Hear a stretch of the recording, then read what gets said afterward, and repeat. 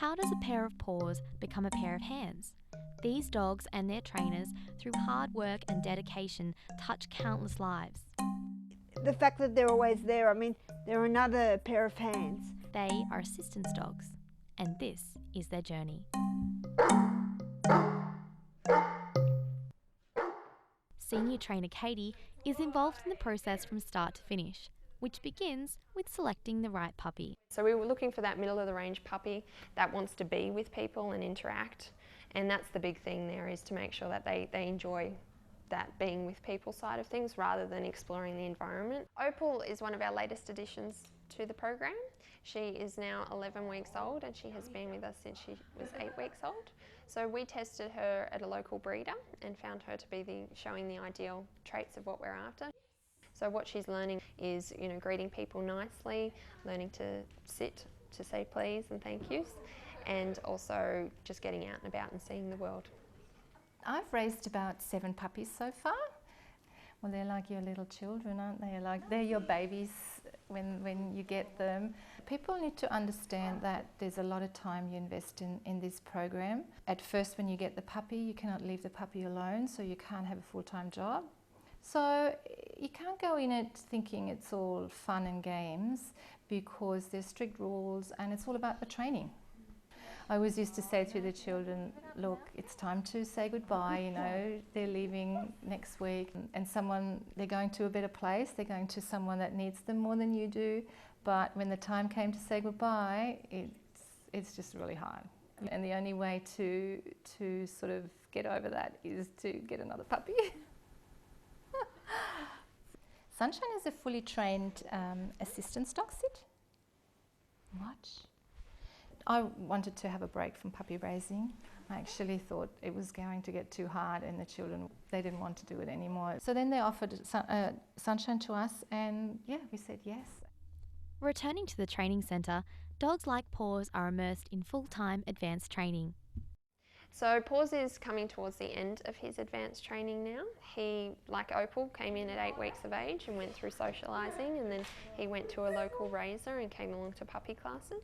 And essentially, if they are working towards something like a service dog or a facility dog, they'll then continue on learning the skills. So things like picking items up off the ground without crunching and breaking mobile phones, going to the washing machine and getting the clothes out, answering the telephone we've got behind here, opening and closing doors. So all those skills that are essentially the ones where they're the hands for their recipients is what they're learning on site here. The dogs also save people's lives. Our alert barking is a skill that their recipient's ever in trouble and they fall out of their chair. The dog will automatically bark and bark and bark until help arrives.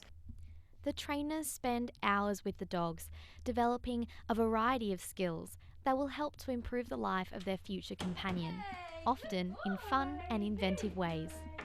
And again, he's happy, he's enjoying what he's doing there. Yeah. After forming such strong bonds with the dogs, saying goodbye at graduation can be hard. It can be a sad time to say goodbye, but it's also very rewarding because you get to see them finally out there with their forever home where they're doing what they were born to do. One special dog in his forever home is Vero, who has formed a strong bond with his owner, Kathy. So Vero has been with Kathy for a couple of years now, and he's the hands for Kathy. So he'll do all the physical tasks that she needs and also be a support there for her, both in the home environment and when she goes down to the shops as well. The initial start of the day is that he would let my carers in. He just hears the doorbell ring. You say to him to tug the door, and he will open the door and let my carers in. And then if I drop anything, or if I need anything, he will just go and get it. For instance, in the morning he'll go and get my shoes that I need to be put on.